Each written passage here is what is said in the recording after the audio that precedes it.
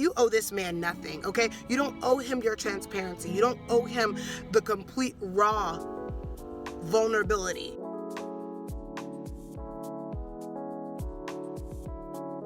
Hello, everyone, and welcome back to Siobhan Street TV. And this is a segment we like to call Car Conversations, where I literally just sit in my car and we just talk that talk. Let me know if you guys would like to see a tutorial on this look. I want to discuss the topic of discretion. Discretion isn't necessarily secrecy, it's privacy, and there's an art to privacy. Discretion is about speaking in such a way that you don't give away too much, speaking in such a way that you're not revealing all of your private information. See, one of the most important things as a feminine woman, you need to know where you can be vulnerable at. You need to know the places that you can reveal, the places that you can be completely and fully yourself. But do I think on a job interview you are 100% yourself? Like telling every chip, every flaw, every crack of your personality? I think not. Okay? You tell them that you have great time management skills when you know for a fact after the first week of work you're showing up late every single day. Okay? I don't understand, as feminine women, like, why are you revealing all of your personal information? You barely know this guy. You're going on one date with him and you're going to tell him all of your life story. You're going to tell him, a guy who you barely know, you're going on a date. A date is an event on a calendar. You owe this man nothing, okay? You don't owe him your transparency. You don't owe him the complete raw vulnerability, okay? Trust isn't something that you just give to everybody. The Bible says that we're supposed to love everybody as we love ourselves, okay? But love does not necessarily mean trust, okay? Trust is something that is proof-based, okay? When you prove yourself to be trustworthy, break that down, worthy of somebody's trust, then you get my vulnerability, then you get my privacy, then you get some of the deeper, more raw and honest parts of who I am. But you haven't proven yourself to be worthy of me. First of all, we've only gone on one date. And I guarantee you a man is not going to be shelling out his entire life story to you. So my question is this: why do you feel the need to tell this man all of your business? Okay? Because the moment you do that, you hand over the mystery. You hand over the chase. He has no reason to uncover the complexity of who you are. Why? Because you've just given it all away. Why would he need to go on a further date with you? And then also, my question is this: do you want a boyfriend or do you want to sit in therapist? Because it sounds like you want to sit in therapist to me. It sounds like you just want to let it off your chest. And if that's the case, you need a journal, not a boyfriend. If that's the case, you need a prayer life. You don't need a husband right now. Honey, you got some things you need to work on first before you try to incorporate a man into this scenario. When you're not fully healed, you're not fully whole, you're not fully together just yet. And so until you feel like you're a little bit more together to where you don't reveal so much, that's whenever you know that you're ready to date. But in the meantime, if every single time you're on a date, you want to tell your life story, honey, that's a problem. Major red flag. I don't think that you should be revealing to a man the exact formula of how to woo you. A lot of these guys they'll be sneaky with it. This is what they do. They'll say something like this: so what are you looking for in a man? Girl, listen to me. Listen to wisdom here. They want you to talk about this imaginary man that you've made up. They want you to list everything. They want you to talk about everything that is on that list that you made. That's between you and the Lord. They want you to go and reveal every single thing. If you say, oh, I really like a man to give me flowers, you think that man isn't going to be showing up here with flowers? If you say, oh, I really like a man that texts me good morning every day, you think he's not going to text you good morning every day? I like a man that takes me to nice restaurants. You think that for the second and third date, he's not going to take you somewhere really nice? Come on, honey. Come on, let's put two and two together. All right? That's how he'll try to play you. So in order to be discreet, if a man asks you, oh, what do you like in a man? What's the qualities that are non-negotiables to you? I really like a man that loves the Lord. I really like a man, and he might even try to manipulate you with that and try to show up at your church, honey. These guys be thinking of everything, okay? Listen, you asked for it. You asked for this. You are wondering what to say. I like a guy who is generous with not only his finances, but with his time. I like a man that is a provider and a protector. Real simple, real easy, and it doesn't sound no kind of way, and you don't have to expound. And I think a lot of times the reason why we aren't discreet is because we have this people-pleasing nature where we just want it to be a smooth date. We want it to be without any awkward pauses and awkward silences. But you need to remember something, honey. You are the prize. You are the one. He asked you out on a date, okay? He's chasing after you. I hope it's not the other way around. I hope you're not chasing after a man. I hope you didn't slide in his DMs. Because whatever you start, you're going to have to keep that up. So if you chased after that man to get that man to take you on a date, honey, that's only going to continue. But he took you out on a date. He asked you out. He asked for your number. He's texting you. He's hitting you up, okay? You are the prize. You are the one he wants to impress. So you don't have to be sitting there worried about impressing this man. Impress him for what? For why? Honey, it's not your job to impress him. It's your job to show up there looking like a snack.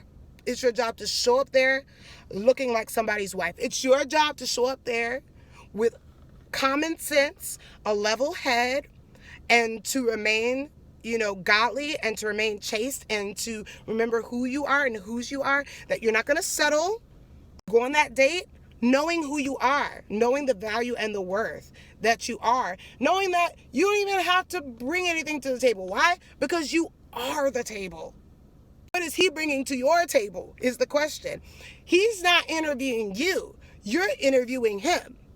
So at the end of the day, when it comes to discretion, honey, you need to know when to speak and when not to. Even the Bible, in Ecclesiastes, it's talking about there's a time and a season for everything. There's a time to be silent and there's a time to speak up.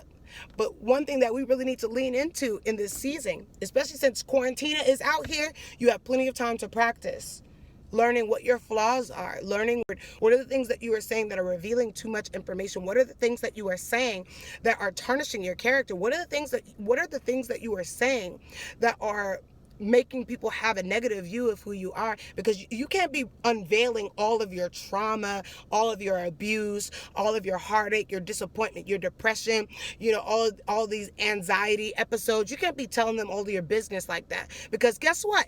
Let's say you go on this one date with this guy, and then afterwards, let's say there's no chemistry, there's no spark, there's no energy, there's no vibe, there's nothing going on there, and you decide, you know what, I'm done with this guy. You've already revealed so much.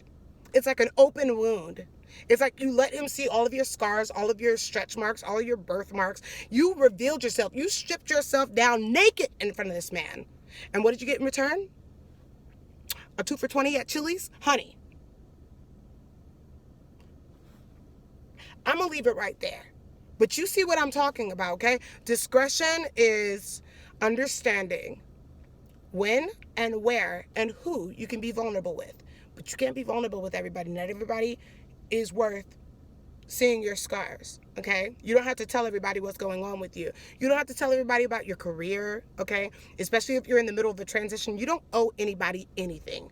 You don't have to prove yourself to anyone. You don't have to tell your business to nobody. And guess what? Even with this social media thing, who cares if nobody sees that you're winning? Girl, you know that you're winning. That's between you and the Lord. Honey, you know that you're winning. Why do you have to prove yourself to anybody? You don't have to prove yourself to nobody. You don't have to show anybody, ooh, look, I'm winning. Ooh, look. Ooh, I'm going shopping. Ooh, I'm spending money. Ooh, I'm cashing checks. Honey, some of y'all reveal so much of your information that somebody could literally steal your identity. You on a first date, oh, what's your social security number? Y'all fool around and tell these Negroes that. Honey, I'm just telling you. You just need to watch it. You will fool around and tell all of these men your personal information. They could steal your identity. And I know, because I know girls that this has happened to. Literally guys will try to scam you. Okay? And I'm not saying this from a place of bitterness or resentment. I'm just speaking the truth. You need to know where you can be vulnerable. Now, a friend of several years that have proven themselves to be trustworthy time and time again, sure, tell them your story, okay? And that is a beautiful part about creating long-lasting relationships and friendships. Share your story for sure. If this is, your testimony and you're evangelizing, sure, tell your story. But if you're on a date with a man that you hardly know, don't tell these men. Don't tell these men your business. Don't tell them. They aren't worthy Okay? And I'm not saying that from a place of like superiority, but I'm just saying the man is trying to prove himself to me. That's all that I'm saying. Okay? He's trying to prove himself to you. So you have nothing to prove. You just sit back and relax on a date. And I'm not saying have cryptic coded messages, but when he asks you, what do you do for a career? Oh, I make a living. You don't need to know all of your stuff. Oh, I work in education. I work in marketing. But you don't have to be giving them specifics of where you work, what time you go to work. They don't need to know all that. Where do you live? Where do you live? That is a very intrusive question. That is not okay for somebody to be asking you, where do you live? Honey, they could stalk you. The stalkers are real, honey. So also, I'll say this too. There's something to be said about having an air of mystery online. I don't think that everybody should know your every single move. I think everybody should know what you're eating, what you're drinking, where you are, where you're socializing, who you're dating.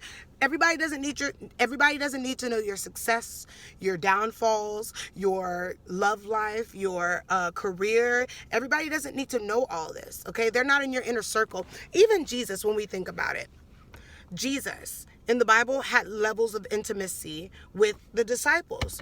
There were some that were the 12 that were separated from the multitude. The multitude had their own separate message, their own separate interaction with Jesus. But then there was the 12. And with the 12 intimate teachings, there were communion and sitting at the table and feasting together and drinking and eating and spending time together intimately. And then separated from the 12 was the 3, Peter, James, John, where Jesus showed the more intimate side of him, where he sweat blood. This is the place where he could pray in front of them. This is the place where he could show the fullness of who he is and the glory of who he is. How and why? Because even Jesus knew. Even Jesus knew where to be intimate, where to be vulnerable, where to show his vulnerability, where to show the sensitivity, where to show, the raw form of who he was and who he is. Please be careful out here in these streets, okay? Because I have a feeling, a very, very deep, I sense this in my spirit, that once quarantine is over and all this stuff is done, the time of dating and meeting and engagements and courtships are going to be a lot faster. Like, you're going to meet a guy, 6 months later, engaged. I'm telling you, this is what I feel in the spirit. I feel God is about to be linking up some kingdom marriages very quickly. And so this is an easy way for you to rule out those that are not for you. But I'm saying, this man has to prove himself first, okay? So I love you guys so much, and I hope you guys enjoyed this video. But yes, if you have any other topics that you'd like to discuss, then let me know. Girls, remember that we do everything to glorify God, so remember to stay snatched and saved. Bye.